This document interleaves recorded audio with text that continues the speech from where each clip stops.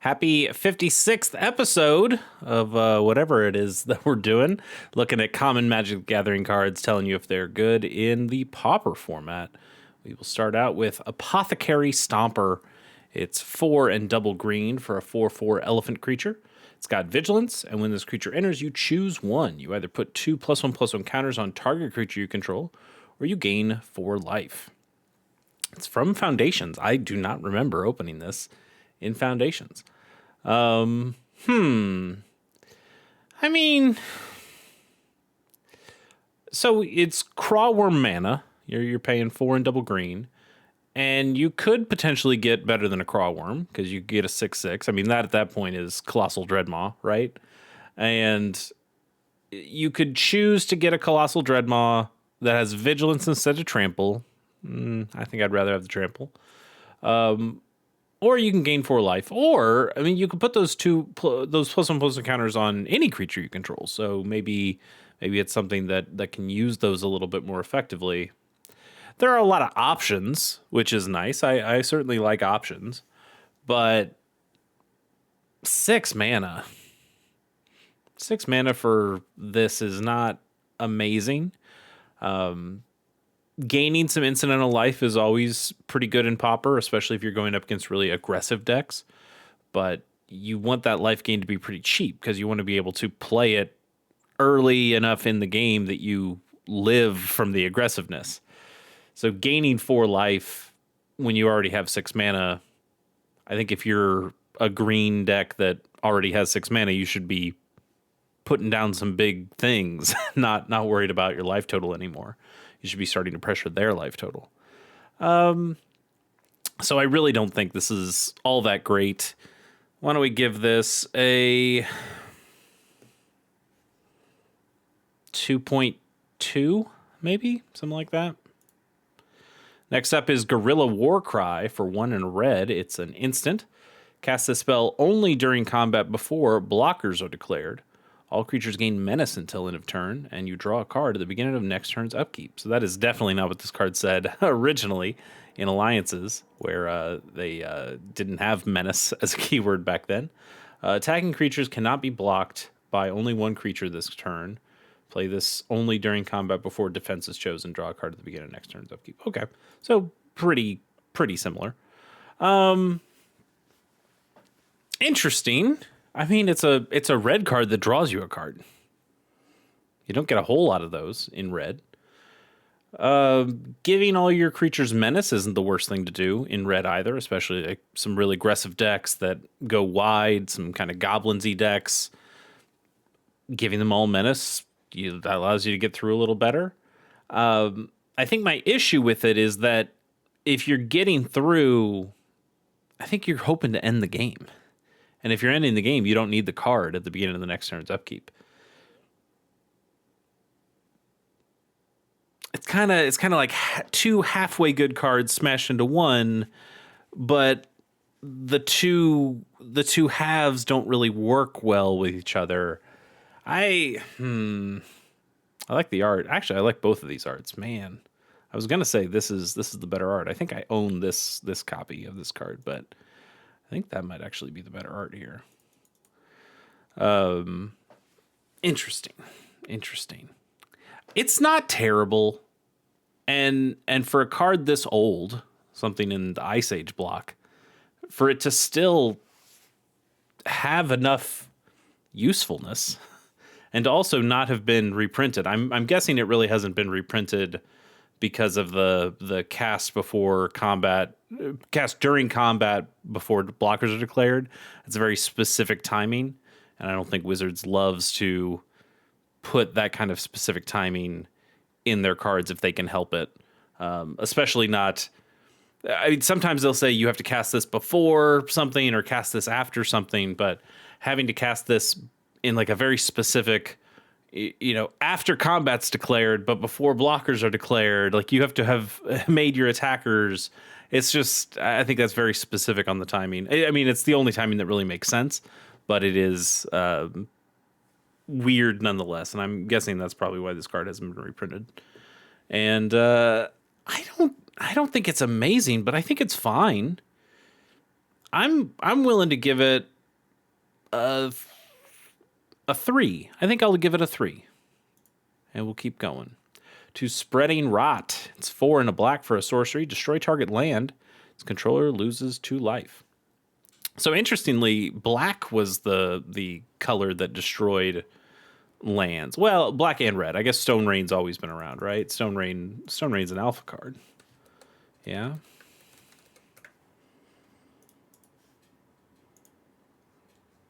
Yeah, Stone Rain's that's some original ass magic right there. But black was always pretty good at destroying lands too. Is it Sinkhole? I think. Is it Sinkhole 2 words or 1 word? I think it's just 1 word because I've already written it here. Yeah, Sinkhole. You know, that's a banned in Pauper. This was a common in beta, just beta, or did it have? Yeah, there was alpha too. So black and red were both good at destroying lands. In fact, you could say black was even better at it because this was 2 mana instead of 3 mana for Stone Rain. And obviously, Sinkhole is incredibly good. Like, this is 2 mana to destroy a land is nuts, and a common rarity. That's why it had to be banned out of Pauper. But black has kind of had this okay at destroying lands thing, and they've. I wouldn't say they've really kept up with it, but I would say it's probably. I mean, green, I guess, is now the second best land destroyer color. But black still gets little pieces every once in a while. And this is one of these. 5 mana to destroy a land is not amazing. And the extra gravy of the controller losing 2 life is also not that amazing.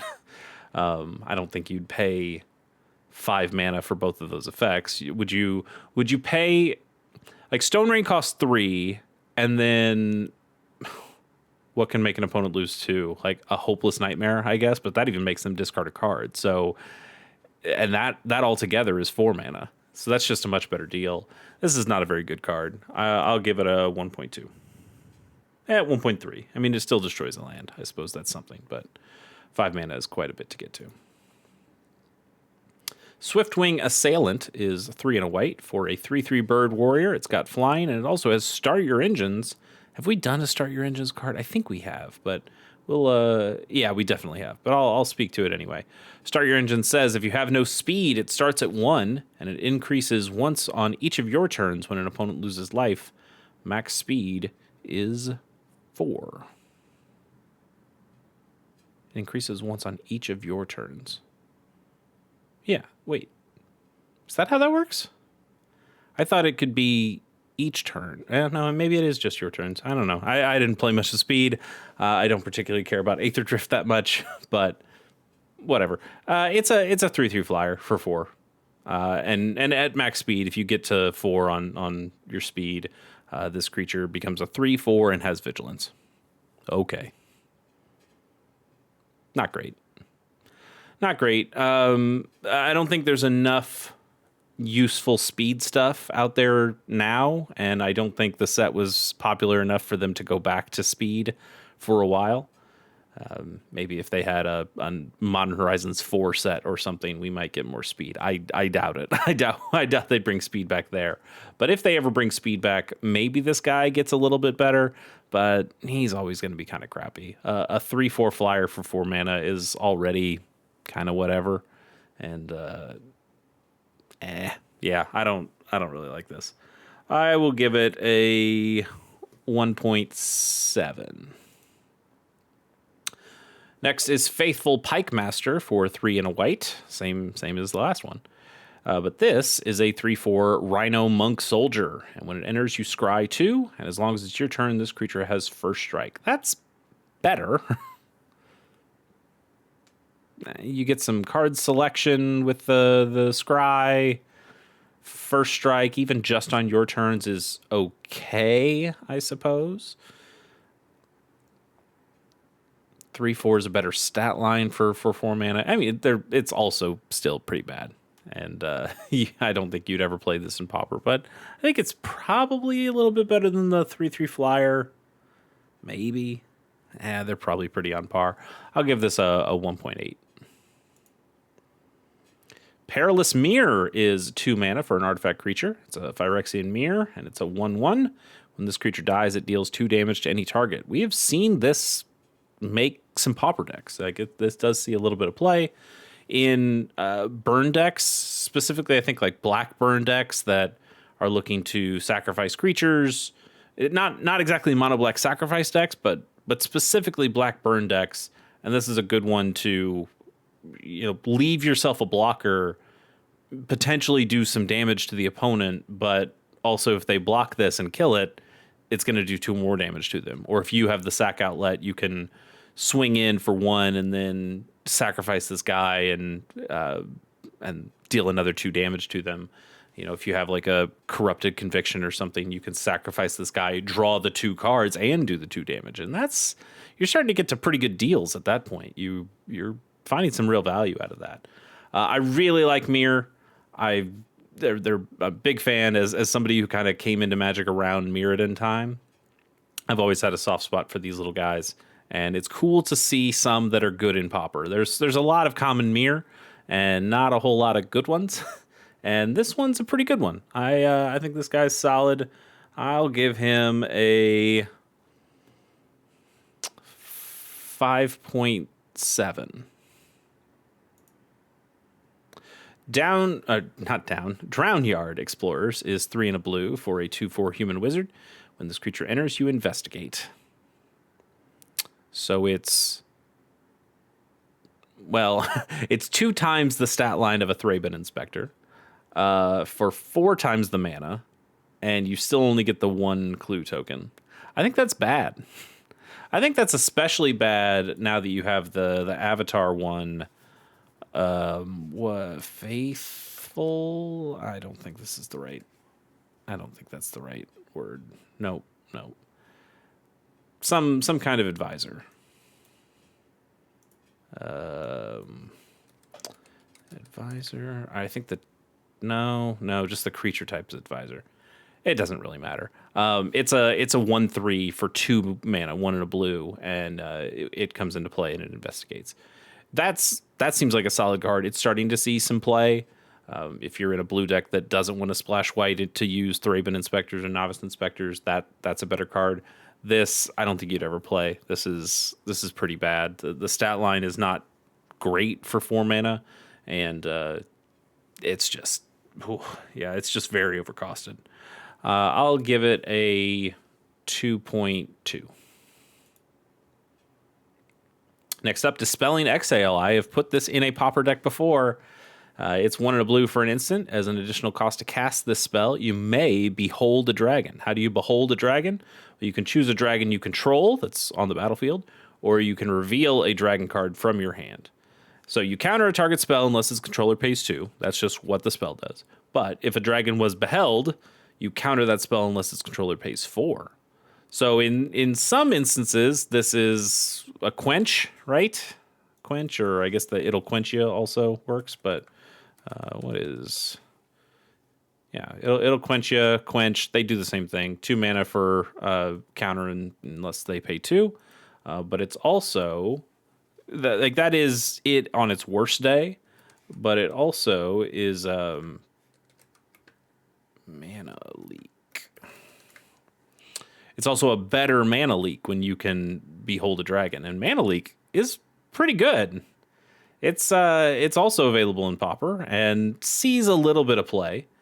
But I think Dispelling Exhale, if you're playing a deck with a lot of dragons, and you're in blue, I suppose that's also important. This is really good. We saw the Durgar Island Dragon 1 or 2 episodes ago, and I was talking about how that was a pretty good card, and how I made a Teamer Dragons Pauper deck, and it kind of worked.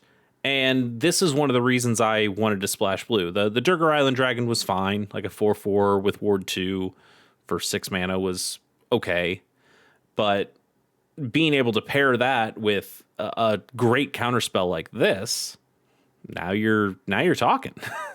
we would always have a dragon to behold, so you'd really get the big value out of it.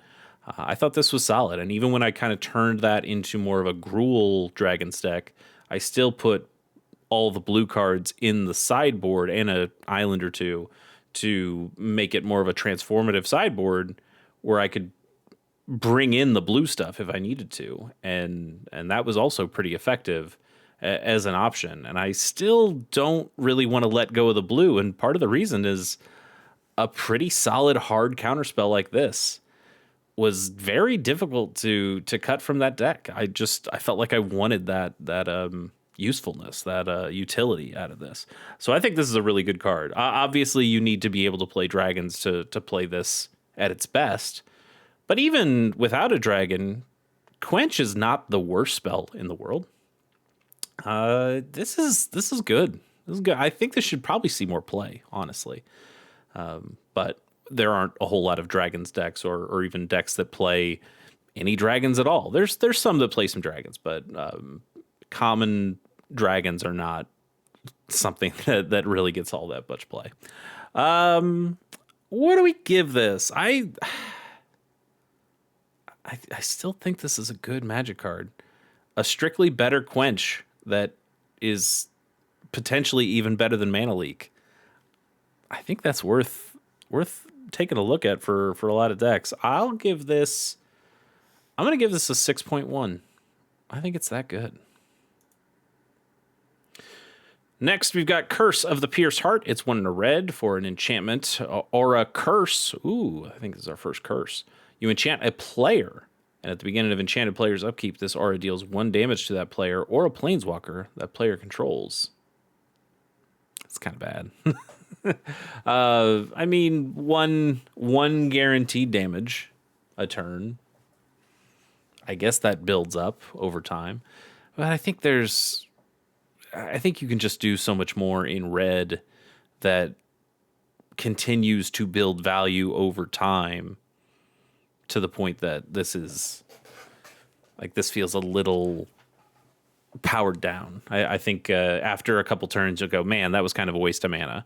I wish I used my turn 2 to play a more impactful creature that could have boosted its own power, boosted somebody else's power, and I think you end up getting a little bit more value than just the 1 damage a turn, and you also don't get the benefit of the Planeswalker because there are no common Planeswalkers. So I think this is pretty underwhelming.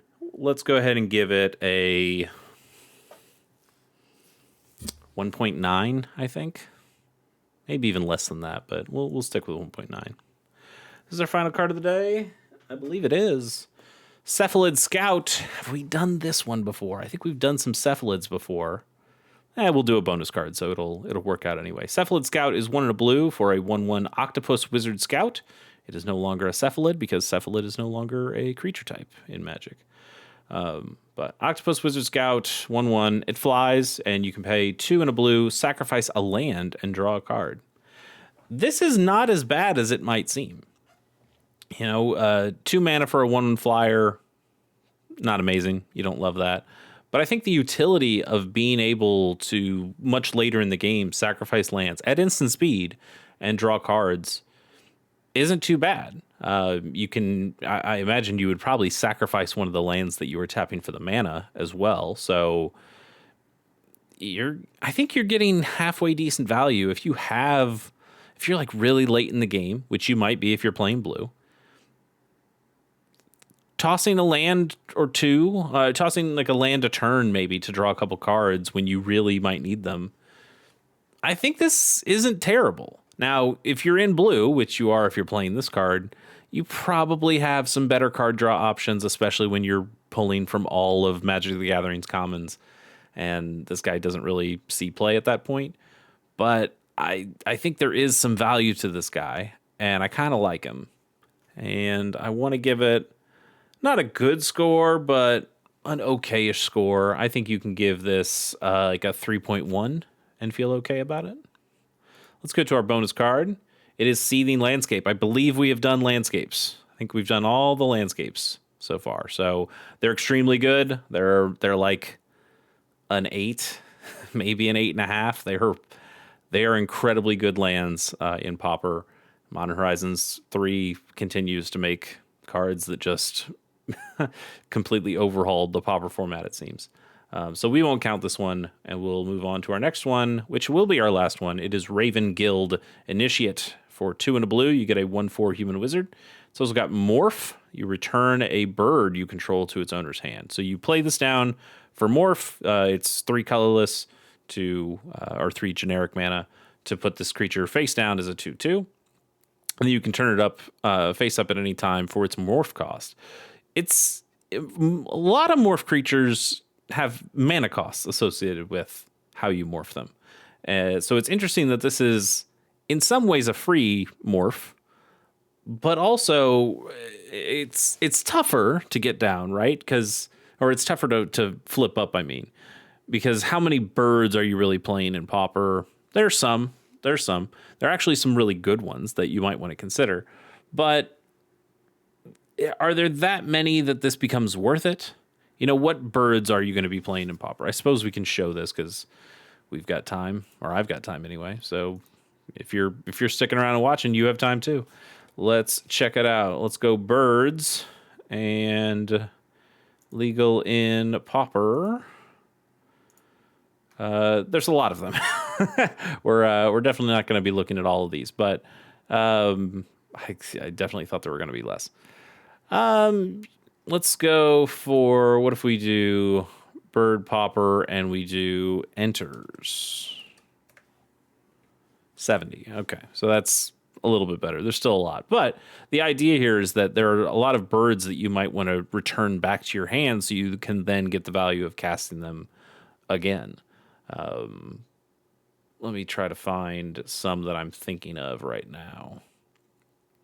I don't think you're really going to play Eagles of the North. I mean, you'll play Eagles of the North because it's nice to have these cycling creatures, these land cycling creatures, and it does have an enters the battlefield trigger, but costs 6 mana to put down. So I don't know if that's necessarily the best example here, but it's one that you might play. Glinthawk is a much better example that I was kind of thinking of.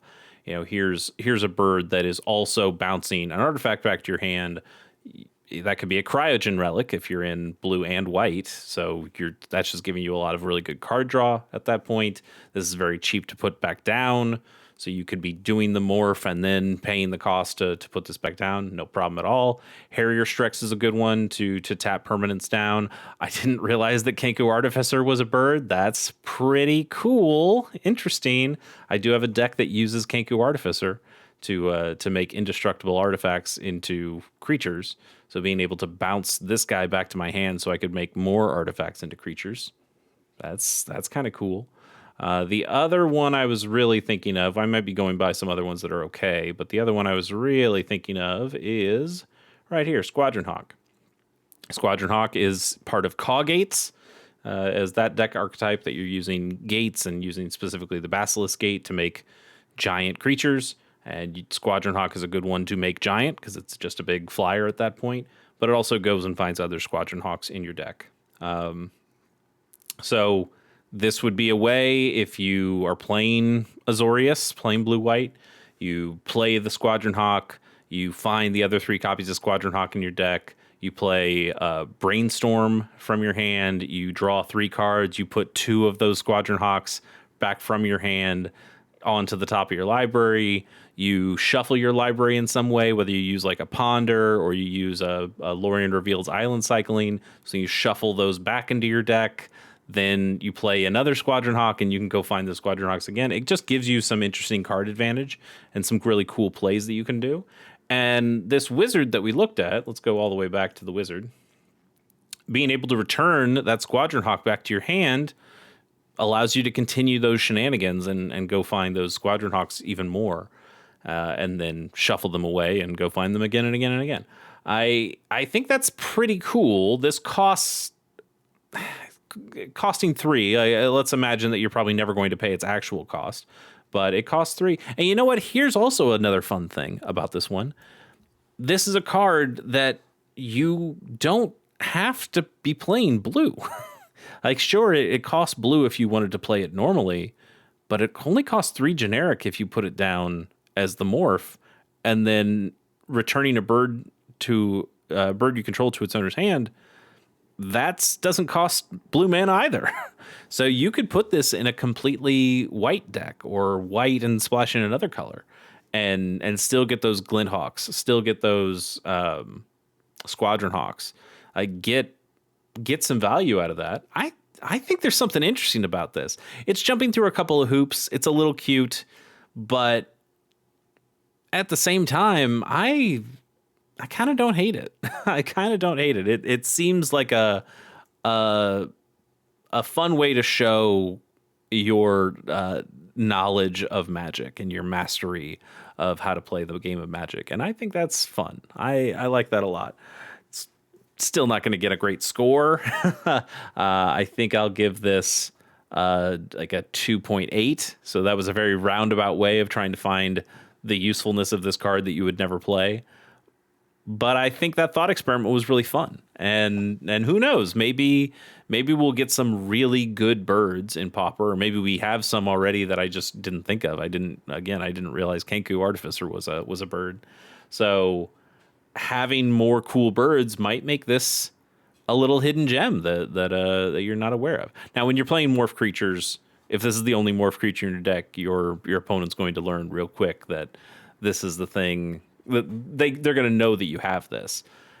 Does that matter too much? It could or it couldn't. Like having a 1/4 that you can flip over at better than instant speed. Like flipping a morph creature is basically akin to a free action. It's uncounterable. It's uninteractable. It doesn't use the stack at all, so you're able to just kind of do it and mess up an opponent that way. This could make for interesting blocks. It gives you a better creature or better toughness to block with. Returning that bird to your hand can be a way of saving that bird from a lightning bolt spell or some kind of maybe you're even blocking with that bird, and then you're flipping this guy over to stop the damage from taking place. There's some cool tech here. I like cool tech. But I think, what did I give this? A 2. Did I even say what the score was? Let's, whatever I may have said the score was, let's amend it and just call it a 2.8. And I think I like this card more than I should, but seems fun. Seems fun. All right, we'll end it there. That's enough shenanigans out of me. We'll see you next time.